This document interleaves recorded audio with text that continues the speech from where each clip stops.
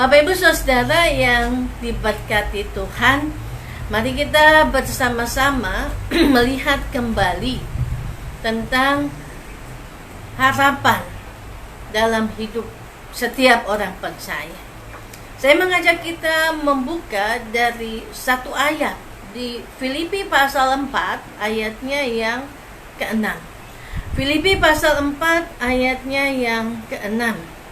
Firman Tuhan bagi kita semua, janganlah hendaknya kamu khawatir tentang apapun juga, tetapi nyatakanlah dalam segala hal keinginanmu kepada Allah dalam doa dan permohonan dengan ucapan syukur. Ya, saudara, kita diingatkan kembali lewat firman ini. Satu ayat, janganlah hendaknya kamu khawatir tentang apapun juga, tetapi nyatakanlah dalam segala hal keinginanmu kepada Allah dalam doa dan permohonan dengan ucapan syukur.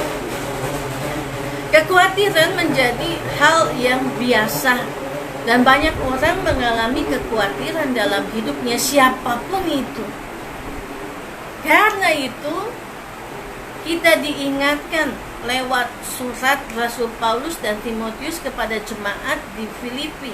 Jemaat yang penuh dengan pergumulan, jemaat kecil, bahkan juga jemaat yang dikatakan dalam keadaan yang ruang waktunya pas-pas, dalam kondisi material dan semua yang dimilikinya secara pas. Dan kita melihat sapaan yang luar biasa yang diberikan oleh Paulus dan Timotius kepada jemaat di Filipi.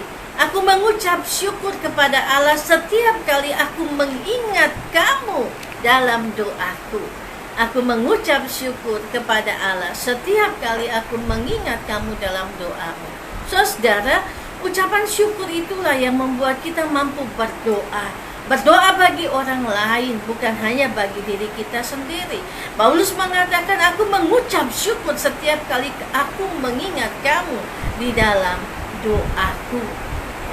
Juga mengingatkan kepada kita semua, bukan hanya ketika kita mengingat, tapi Rasul Paulus juga mengatakan hiduplah dalam satu kesatuan, hiduplah di dalam persatuan, saling membantulah kamu, bertolong-tolonganlah kamu dalam hidupmu. Dan Timotius juga dalam hal ini, dan Epaphroditus juga menjadi satu contoh di mana dia dikirimkan oleh Tuhan, punya ketenangan hati untuk membawa kabar kesukaan bagi jemaat-jemaat yang dilayaninya. Ibu bapak saudara yang terkasih dalam Kristus, nasihat yang diberikan adalah nasihat untuk kita semua. Janganlah hendaknya kamu khawatir tentang apapun juga. Apa yang menjadi kekhawatiran kita hari ini? Yang sakit dia khawatir tentang keadaannya. Ya, kenapa ya saya sakit terus?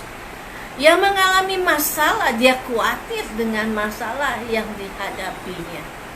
Bahkan ketika sekarang sudah mulai turun hujan lagi, orang yang pernah mengalami banjir, bencana, trauma dan khawatir, wah ini kira-kira akan baik-baik saja atau terjadi sesuatu yang luar biasa. Janganlah kamu khawatir. Ada satu survei yang dilakukan oleh sebuah lembaga yang cukup terkenal, ya lembaga nasional, saya lupa namanya, tapi dalam survei itu yang saya baca dikatakan kekhawatiran itu hasilnya 40% hal-hal yang kita khawatirkan itu sebenarnya tidak pernah terjadi. Yang kedua, 30% kekhawatiran kita adalah masa lalu yang tidak dapat diubah. Itu juga berkenaan dengan trauma kita, karena kita punya masa lalu yang tidak dapat kita ubah. 12% itu orang khawatir tentang masalah orang lain. Dia ngurusin masalah orang lain, mikirin masalah orang lain. Ya, yang 10% itu ketika dia sakit, dia mengalami sebuah kenyataan, saya sakit ini. divonis dokter itu khawatir. Dan 10% juga itu ketika dia berimajinasi tentang kekhawatirannya. Wah, jadi kekhawatiran itu juga bisa kita imajinasikan, karena apa yang kita pikirkan sesungguhnya itu yang akan terjadi. Oleh karena itu jangan pikirkan hal-hal yang tidak akan pernah terjadi. Jangan pikirkan hal-hal yang buruk yang kita imajinasikan. Yaitu 10%, dan 8%-nya adalah hal-hal yang memang perlu kita khawatirkan. Nah, dari survei ini mengajak kita melihat kembali ternyata cuma 8% kekhawatiran yang perlu kita hadapi. Tapi jauh lebih menarik lagi ketika firman Tuhan ini, Rasul Paulus mengajak kita dalam surat di Filipi mengatakan, janganlah hendaknya kamu khawatir tentang apapun juga. Wah, realitanya orang hidup itu penuh dengan kekhawatiran, tetapi 8% pun perlu dikhawatirkan. 8% pun juga sebenarnya tidak perlu dikhawatirkan. Nah, seringkali kita tidak dapat memilah apa yang terjadi dalam hidup kita. Kita selalu diperhadapkan dengan berbagai kekhawatiran. Hari ini orang ada di dalam berbagai krisis. Saya pernah menyampaikan satu cuplikan dari seorang konselor Kristen ya, Gary Collins. Dia katakan bahwa saat ini orang berada dalam krisis, dan 3 jenis krisis ini tidak bisa dihindari oleh siapapun. Krisis secara situasional yang dihadapi dari dalam dirinya dan juga dialami dari luar keadaan ya, alam dan seluruh lingkungannya. Situasi krisis yang kedua, developmental, itu yang apa yang dipikirkannya dan apa yang terjadi dalam gangguan-gangguan psikis, kejiwaan, psikologis, karena dia berhadapan dengan krisis ketika anak-anak mulai sekolah, anak-anak berhadapan dengan krisis ketika mengalami perubahan di dalam lingkungan sekolahnya, mengalami perubahan ketika berubah peran jadi orang tua, ya, hamil, melahirkan, dan punya tanggung jawab mendidik anak. Sesungguhnya yang krisis yang ketiga itu krisis eksistensial, adalah perpaduan situasional dan developmental. Eksistensial itu membuat kita berada dalam krisis hari ini yang muncul dari dalam diri kita karena situasi-situasi yang kita alami, kehilangan, sakit penyakit, divonis dokter, lalu juga keadaan yang kita alami secara nyata.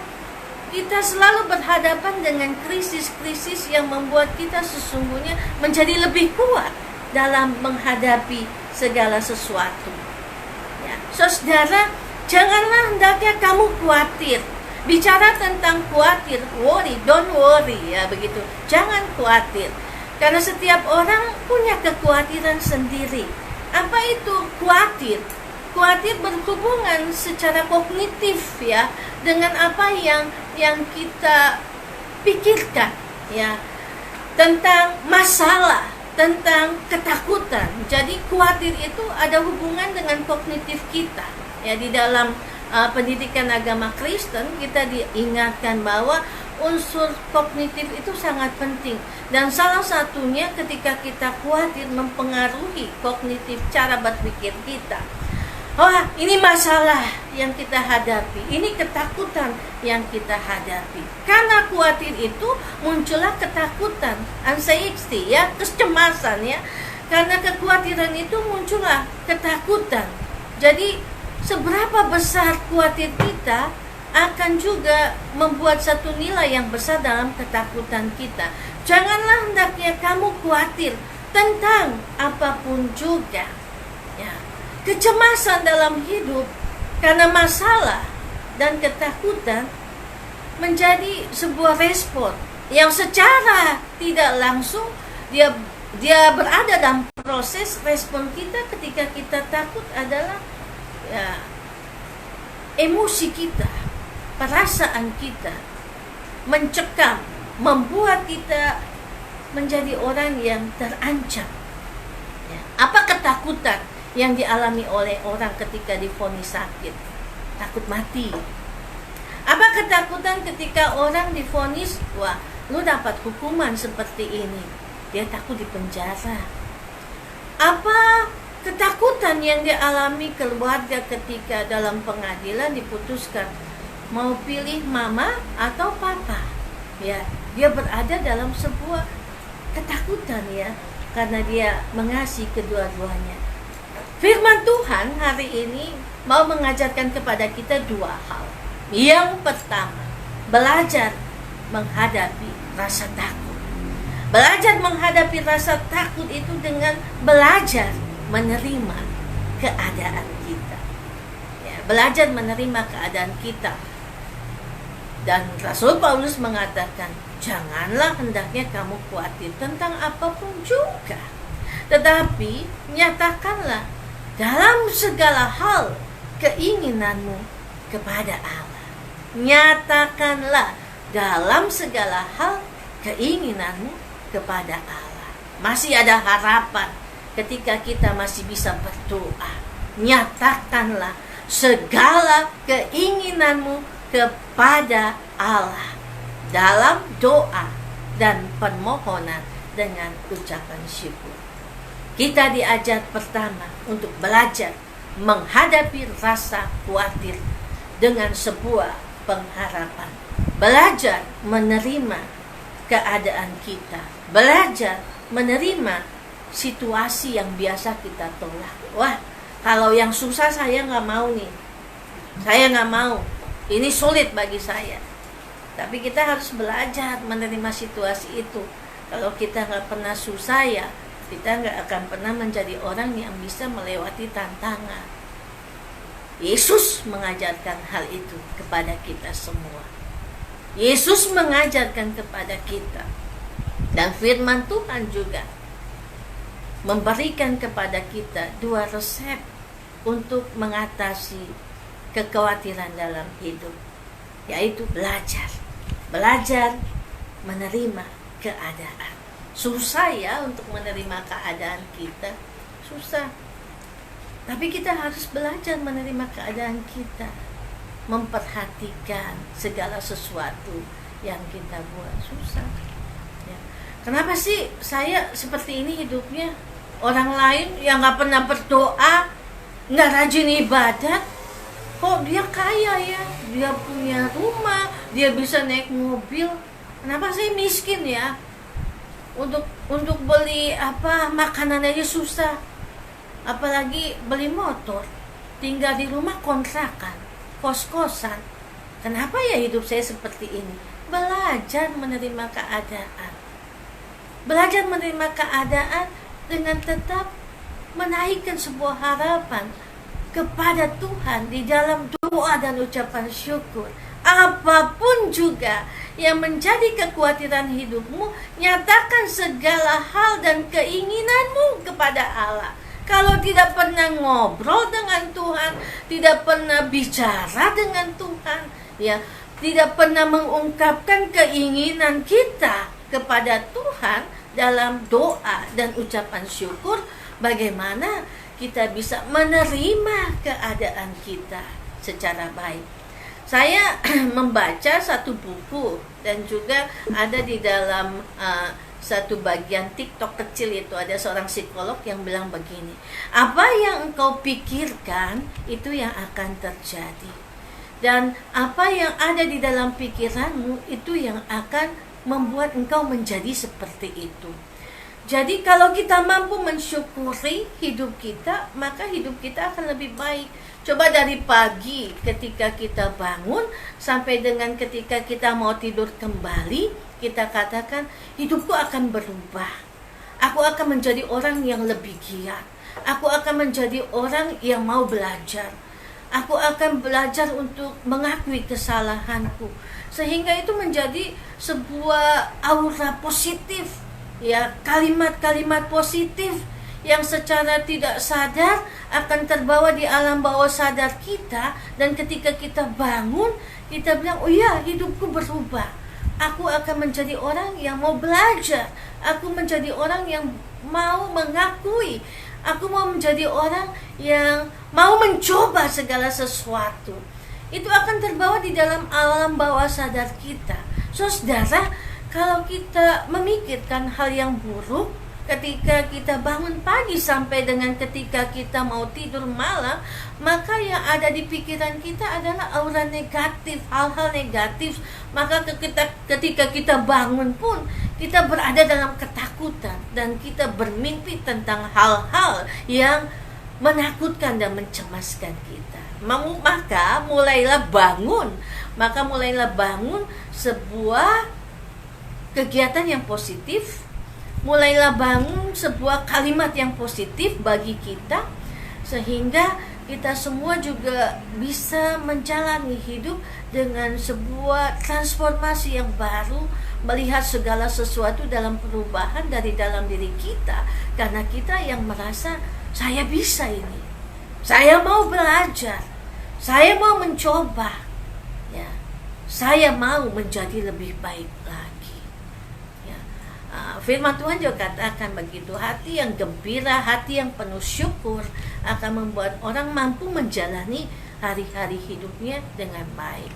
Janganlah hendaknya kamu khawatir tentang apapun juga, tapi nyatakanlah dalam segala hal keinginanmu kepada Allah dalam doa dan permohonan dengan segala ucapan syukur. Kalau Bapak Ibu tanya di saya, Ibu Desi pernah gak khawatir? Ya pernah. Ibu Desi pernah gak takut? Seringkali saya takut. Tapi apa yang bisa membuat saya mampu menjalani hidup? Saya menerima keadaan ini. Terima kasih Tuhan. Dan saya mensyukuri keadaan saya hari ini. Kenapa? Karena masih ada orang yang lebih susah dari saya. Saya menerima keadaan ini, dan saya percaya ada sebuah perubahan yang baik yang menuntun saya untuk meraih mimpi dan harapan bersama dengan Tuhan, meraih masa depan bersama dengan Tuhan, meraih keinginan dalam doa dan permohonan dengan ucapan syukur, menyatakan keinginan kepada Tuhan. Tuhan, saya mau begini. Tuhan, saya mau lebih baik. Tuhan, saya mau mencapai target ini. Nyatakan keinginanmu kepada Allah dalam doa dan permohonan dengan ucapan syukur. Keinginan kita apa? Keinginan kita adalah supaya kita mendapatkan damai sejahtera. Karena kalau hidup itu tidak ada damai sejahteranya, maka hidup itu akan mati. Keinginan kita adalah mendapatkan damai sejahtera, mendatangkan damai sejahtera. Dan keinginan itu kita bawa di hadapan Allah. Karena apa? Gak ada orang yang mau hidupnya susah. Tapi kalaupun dia harus susah, dia harus menerima keadaan itu dan memperbaikinya, melewatinya bersama dengan Tuhan. Keinginan kita di dalam doa menjadi bagian yang Allah proses dalam hidup kita. Kalau kita minta kuat, dan Tuhan memberikan kepada kita tantangan, kesulitan, ya untuk mewujudkan keinginan kita tetap kuat, Tuhan bilang, lewatilah tantangan dan kesulitan ini, maka engkau akan jadi lebih kuat. Ketika engkau mampu melewati kerikil yang kecil, engkau mampu akan berjalan juga melewati batu-batu yang lebih besar. Jadi kehidupan kita seperti itu diproses oleh Tuhan. Kerikil kecilnya apa? Mungkin sakit, penyakit, usaha dan kerja, dan berbagai seluruh ya keberadaan kita dalam berbagai tantangan yang kita hadapi. Saudara, inilah hal-hal yang perlu kita renungkan. Dan apa yang disampaikan oleh Rasul Paulus kepada jemaat di Filipi hari ini mengingatkan kepada kita belajar menghadapi rasa takut, belajar menghadapi kekhawatiran dengan menerima keadaan. Menerima keadaan bukan berarti nerimo aja. Menerima keadaan itu adalah kita masih bisa terima apa yang kita hadapi hari ini. Kita masih bisa melihat harapan, dan dalam harapan itu pertolongan Tuhan akan hadir dalam hidup kita. Orang yang masih punya harapan, dia mampu melewati segala kesulitan dalam hidupnya, meraihnya bersama dengan Tuhan. Ya, jadi ketika kita masih bisa berdoa, disitulah harapan kita untuk kita melanjutkan hidup kita bersama dengan Tuhan. Masih ada harapan ketika kita masih bisa berdoa. Amin, saudara. Ya, apapun kesulitan Anda hari ini, apapun tantangan yang ibu bapak hadapi hari ini, kalau ibu bapak saudara sekalian masih bisa berdoa, di situ masih ada harapan. Masih ada harapan ketika kita masih bisa berdoa. Saya baca satu cerita, ya. Ada orang yang sangat cantik sekali. Dia kaya, dia punya segala sesuatu yang berlimpah-limpah. Dan dia mengatakan begini, Tuhan, saya punya segala sesuatu. Saya punya harta, kekayaan, jabatan, kuasa. Tapi saya tidak bisa berjalan karena dia mengalami kecelakaan dan kakinya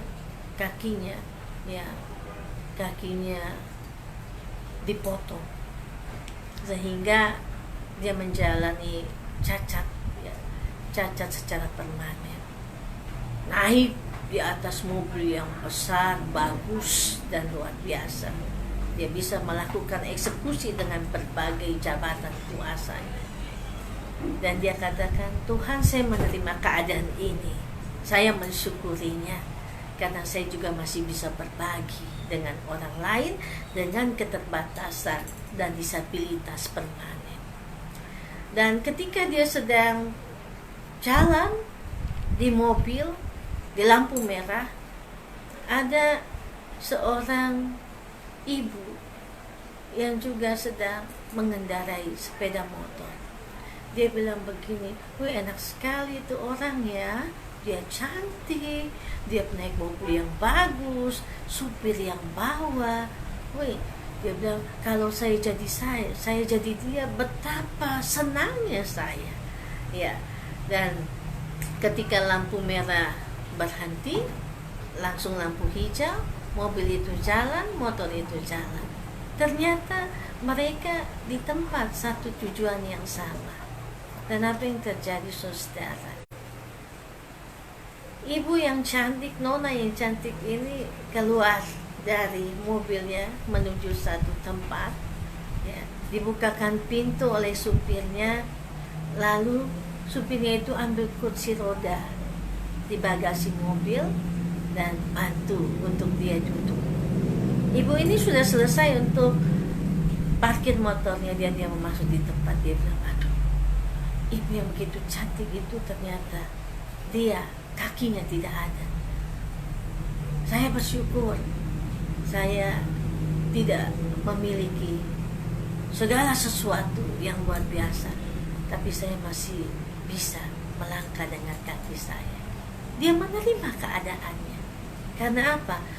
Dia lihat masih ada orang yang lebih susah dari dia. Dan apa yang dilihat dari wanita cantik ini yang satu lagi, wah, enak sekali ya, dia bisa berjalan, dia bisa melakukan aktivitas, dan saya harus dibantu orang. Tapi dia menerima keadaannya. Karena dengan keadaan saya ini pun saya membantu orang. Ada orang yang membantu dia, ada orang yang diberikan upah olehnya untuk pekerjaan menolong dia, entah yang merawatnya, menyediakan kursi roda, drivernya, supirnya, bahkan juga perawatnya yang selalu, teman-temannya yang selalu menemani dia. Nah, dalam hidup ini kadang-kadang, ya itulah yang dikatakan tadi, kekhawatiran kita banyak. Sesungguhnya banyak hal yang tidak perlu kita khawatirkan kalau kita mau menerima keadaan kita, dan kita mau mengatakan kepada Tuhan keinginan kita dalam permohonan dan ucapan syukur. Kalau masih ada rasa syukur, kalau masih ada rasa sukacita itu, maka kita mampu melihat pertolongan Tuhan dalam kehidupan kita setiap waktu. Berjalanlah hari ini dengan menerima keadaan kita dan mensyukuri segala berkat Tuhan dalam kehidupan kita. Janganlah hendaknya kamu khawatir tentang apapun juga, tetapi nyatakanlah dalam segala hal keinginanmu kepada Allah dalam doa dan permohonanmu dengan ucapan syukur. Masih ada harapan bagi kita ketika kita masih bisa berdoa. Kiranya Tuhan memberkati kita semua malam hari ini dalam kebenaran firman-Nya.